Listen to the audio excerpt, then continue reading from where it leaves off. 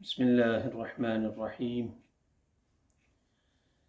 إن الحمد لله نحمده ونصلي ونسلم على رسوله الكريم. أما بعد فأعوذ بالله من الشيطان الرجيم. بسم الله الرحمن الرحيم. قال الله تبارك وتعالى في القرآن المجيد والفرقان الحميد: يا أيها الذين آمنوا اتقوا الله ولتنظر نفس ما قدمت لغد واتقوا الله إن الله خبير بما تعملون.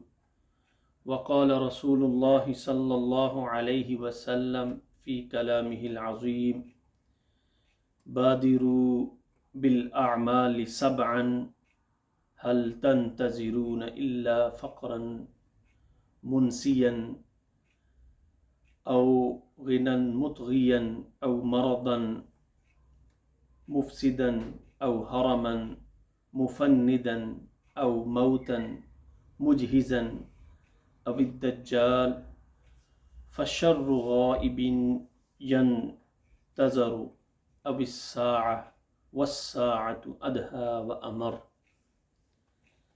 إن الله وملائكته يصلون على النبي يا أيها الذين آمنوا صلوا عليه وسلموا تسليما. اللهم صل على سيدنا محمد وعلى آل سيدنا محمد وبارك وسلم عليه. الصلاة والسلام عليك يا سيدي يا رسول الله وعلى آلك وأصحابك وسلم عليك يا خاتم النبيين. سامعین ذی وقار،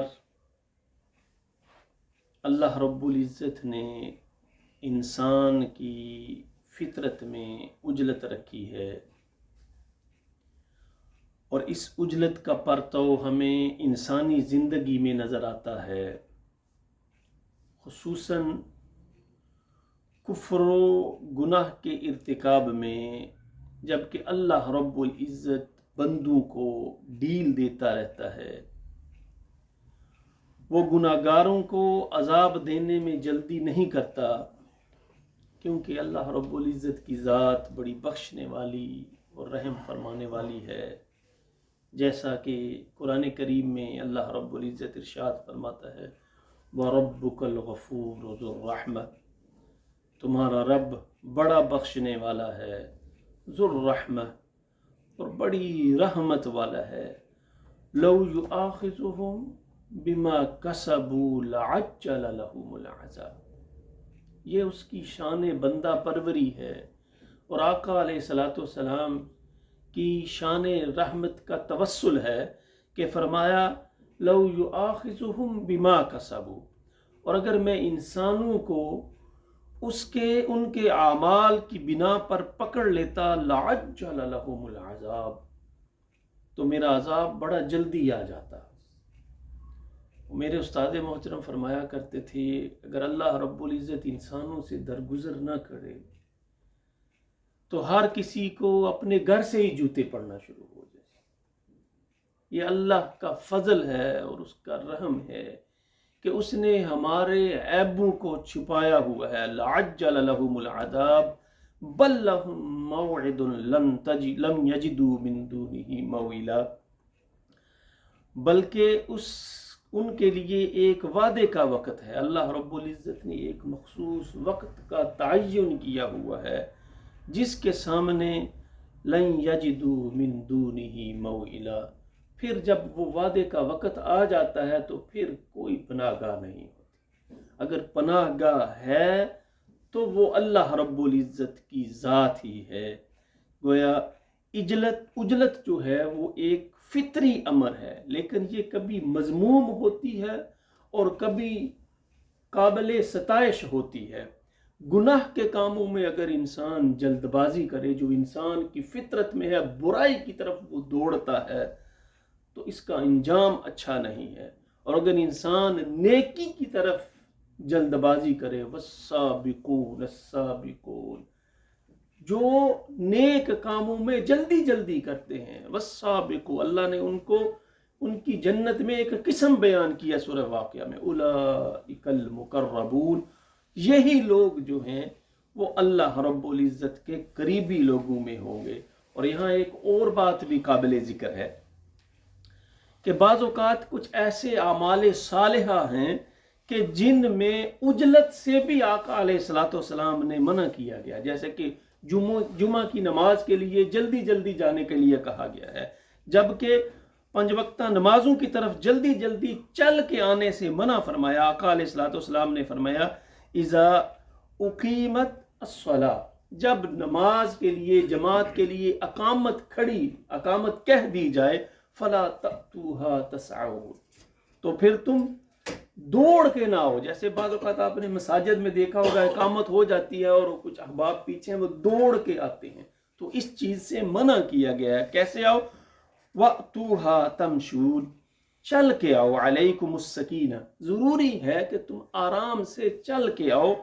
فما ادرکتم، جو تم نے پا لیا، جن رکعات کو پا لیا، فصلوا، ان کو پڑھ لو، اور جو فوت ہو گئی، وما فاتکم، اور جو رہ گئی ہیں، فاتموا، تو ان کو مکمل کر لو، ان کی تم تکمیل کر لو۔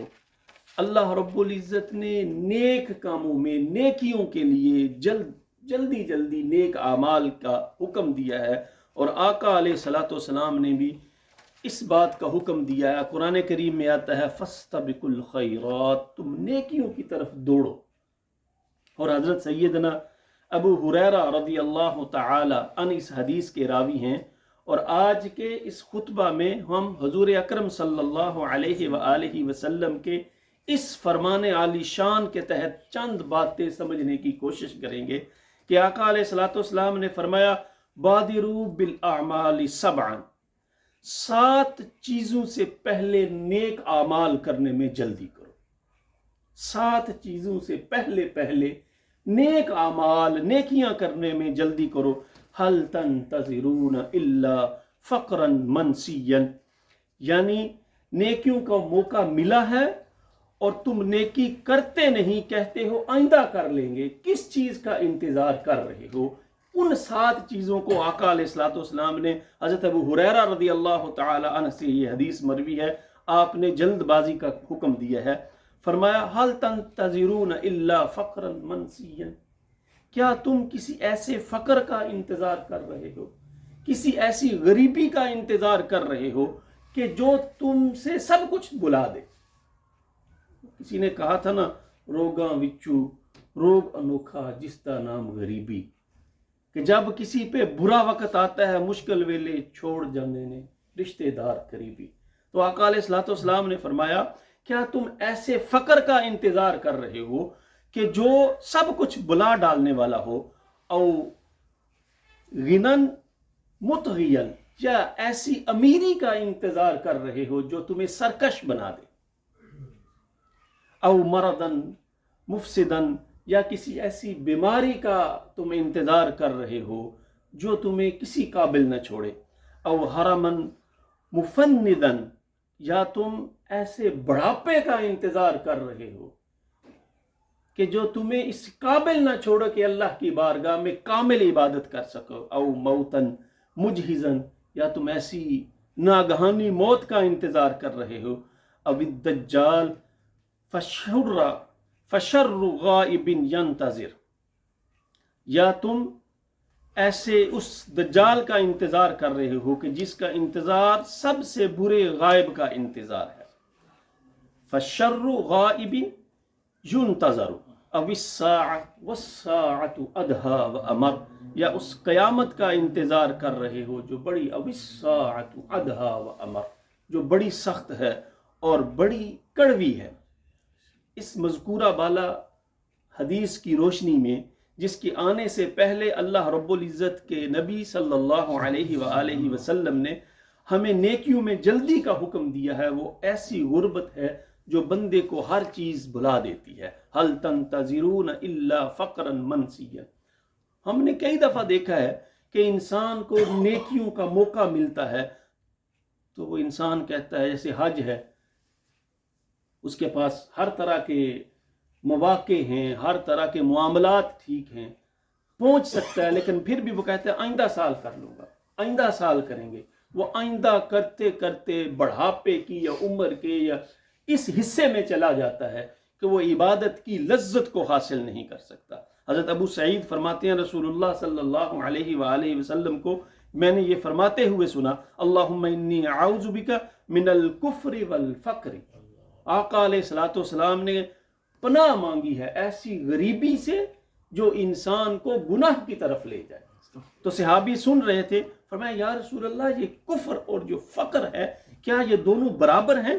یہ مشکات المصابیح میں حدیث ہے 2481۔ تو آقا علیہ الصلوۃ والسلام نے فرمایا نعم یہ دونوں برابر ہیں۔ وجہ یہ ہے کہ جو فقیر آدمی ہوتا ہے اس میں صبر نہیں رہتا، وہ اس فقر اور اس غربت کی وجہ سے گناہ کی طرف راغب ہو جاتا ہے، وہ جھوٹی گواہی کی طرف راغب ہو جاتا ہے، وہ برے اعمال کی طرف اور کفر کی طرف راغب ہو جاتا ہے، اور کبھی کبھی وہ اللہ رب العزت سے شکایتیں کرنا شروع کر دیتا ہے۔ ایسے کئی دفعہ آپ نے بھی زندگی میں ایسے موقع کسی کو کہتے ہوئے سنو گا، یار کیا یہ غربت ساری میرے مقدر میں تھی؟ اللہ کو میرے ساتھ کیا دشمنی تھی؟ یہ کفریہ کلمات ہیں۔ یہ کس لیے اس کی زبان پہ آئے؟ ایک فقر کی وجہ سے، ایک کفر کی، ایک غریبی کی وجہ سے۔ تو آقا علیہ الصلوۃ والسلام نے اس طرح کی غریبی سے پناہ مانگی ہے اور فرمایا کیا تمہارے جب معاملات سیٹل ہیں، وہ حدیث میں آتا ہے نا کہ اگر تمہارے پاس آج صبح کا کھانا کھایا اور شام کے کھانے کے لیے آپ کے پاس مال ہے بچوں کے لیے اور آپ کے لیے، اور آپ ایمان والے ہیں اور سب سے زیادہ امیر آپ ہیں، فرمایا جب اس طرح کے معاملات ہیں تو نیک اعمال کرنے میں تمہیں کس چیز نے روکا ہے؟ قاد الفقر ان یکون کفرا وقاد الحسد ان یغلب القدر۔ یہ جو فقر ہے یہ نہ ہو کہ ایسی مصیبت آ جائے کہ اللہ سے ایسی شکایت کر دو کہ وہ تمہارے کفر میں مل جائے۔ وہ کہتے ہیں نا کہ اللہ رب العزت قیامت کے دن ساری عبادات پکڑ کے منہ پہ دے مارے گا۔ اب بات سمجھ میں نہیں آتی تھی، ایک بندہ ساری زندگی اللہ کی عبادت کرتا ہے، اللہ اللہ کرتا ہے، اور اس کی عبادت کو اللہ منہ پہ کیسے مارے گا؟ تو یہ سوال میں نے اپنے حافظ صاحب سے پوچھا تو وہ کہتے ہیں اس کی جواب یہ ہے کہ بعض اوقات اگر بندہ منہ سے کوئی کفریہ کلمہ ادا کر دیتا ہے، جیسے بعض اوقات کبھی کبھی پریشان ہوتا ہے تو وہ کہتا ہے او خدا دا ظلم ہو گیا، اللہ ظالم نہیں۔ تو وہ کلمات انسان کے منہ سے نکل گئے تو اس کے سارے اعمال کو زیرو سے ملٹیپلائی کر دیا۔ اس لیے ایسے حالات کے پیدا ہونے سے پہلے اللہ رب العزت کی طرف جلدی کرو، فاستبقوا الخیرات۔ اور دوسری بات فرمایا او غنیا مطغیا، یا تم ایسی امیری کے طلبگار ہو، امیر کی بھی آزمائش ہوتی ہے، وَهُوَ الَّذِي جَعَلَكُمْ خَلَائِفَ الْأَرْضِ وَرَفَعَ بَعْدَكُمْ فَوْقَ بَعْدٍ، اور وہی اللہ ہے جس نے زمین میں تمہیں نائب بنایا، وَرَفَعَ بَعْدَكُمْ فَوْقَ بَعْدٍ، اللہ رب العزت نے انسان کے درجات بنا دیے۔ فرمایا یہ درجات کیوں بنا ہے؟ لِيَبْلُوَكُمْ فِي مَا آتَاكُمْ، یہ اس لیے بنائے ہیں کہ میں دیکھ سکوں دوسروں کے ذریعے کہ تم ان کے ساتھ معاملات کیسے طے کرتے ہو۔ آقا علیہ الصلوۃ والسلام نے فرمایا، حضرت حسن اس حدیث کے راوی ہیں، لو شاء اللہ لجعلکم اغنیاء کلکم، اور اگر اللہ چاہتا تو سب کو مالدار بنا دیتا، لا فقیر فیکم، کوئی بھی ان میں مانگنے والا، کوئی بھی ان میں محتاج نہ ہوتا، ولو شاء اللہ لجعلکم فقراء کلکم، اور اگر اللہ چاہتا تو سب کے سب کو فقیر بنا دیتا، لا غنی فیکم، کوئی بھی ان میں مالدار نہ ہوتا، ولیکن ابتلا بعضکم ببعض، لیکن اللہ رب العزت بعد کو بعد کے ذریعے اللہ نے امتحان میں، لیبلوکم ایکم احسن عملا، اللہ یہ دیکھنا چاہتا ہے کہ اعمال میں کون زیادہ تم میں بہتر ہے۔ موت اور حیات اللہ نے انسان کو اس لیے دی، انسان کے درجات کو اللہ نے اس لیے بنایا، لیبلوکم ایکم احسن عملا، کہ وہ یہ بات دیکھ سکے کہ تم میں بہترین کون ہے عمل کے اعتبار سے، جس کا عمل بہتر ہے۔ آخری بات بیان کر کے اجازت چاہتا ہوں۔ آقا علیہ الصلوۃ والسلام کی بارگاہ میں حضرت عبداللہ بن مغفل رضی اللہ تعالی عنہ کہتے ہیں ایک آدمی نبی اکرم صلی اللہ علیہ وآلہ وسلم کی بارگاہ میں حاضر ہوا، عرض کیا یا رسول اللہ کی قسم میں آپ سے بڑی محبت کرتا ہوں۔ تو آقا علیہ الصلوۃ والسلام نے فرمایا جو تم کہہ رہے ہو اس کے بارے میں سوچ لو، کیا واقعی تم مجھ سے بڑی محبت کرتے ہو؟ اس نے پھر کہا اللہ کی قسم یا رسول اللہ میں سب سے زیادہ آپ کی ذات کے ساتھ محبت کرتا ہوں۔ آقا علیہ الصلوۃ والسلام نے پھر یہ کلمات دہرائے، سوچ لو جو تم کہہ رہے ہو، تو جو تم دعویٰ کر رہے ہو بہت بڑا دعویٰ ہے۔ اس نے کہا یا تیسری مرتبہ یا رسول اللہ مجھے اللہ کی قسم ہے میں سب سے زیادہ آپ سے محبت کرتا ہوں۔ تو آقا علیہ الصلوۃ والسلام نے جو اگلی بات کہی وہ ہم سب کے لیے بڑی حوصلہ مند ہے۔ فرمایا ان کنت تحبنی فاعد للفقر، فرمایا اگر تو مجھ سے محبت کرتا ہے تو فقر و محتاجی کا ٹاٹ تیار رکھ اپنے لیے۔ اللہ رب العزت کی طرف سے آزمائش، اللہ رب العزت کی طرف سے مشکلات کو برداشت کرنے کے لیے تیار ہو جا۔ فإن الفقر اسرع الى من يحبني من السيل الى منتهى واللہ اکبر۔ فرمایا جو مجھ سے محبت کرتا ہے فقر اس کی طرف ایسے جاتا ہے جیسے سیلاب کا پانی نچائی کی طرف، ڈلوان کی طرف۔ تو اس لیے فقر سے پہلے، غربت سے پہلے اور ایسی دولت اللہ سے، وہ کہتے ہیں ہر وقت پر اللہ تو ہمیں اگر دولت دے تو دل پھر عثمان غنی جیسا دے، سبحان اللہ، اور اگر اللہ فقر دے تو پھر ان صحابیوں جیسا دے جن کے پاس کچھ بھی نہ تھا پھر بھی مصطفیٰ کے غلام تھے۔ اور آقا اللہ رب العزت نے جو دو باتیں قرآن کریم میں بتائی نا، انسان ساری تگ و دو کس لیے کرتا ہے، لا تلہکم اموالکم ولا اولادکم عن ذکر اللہ۔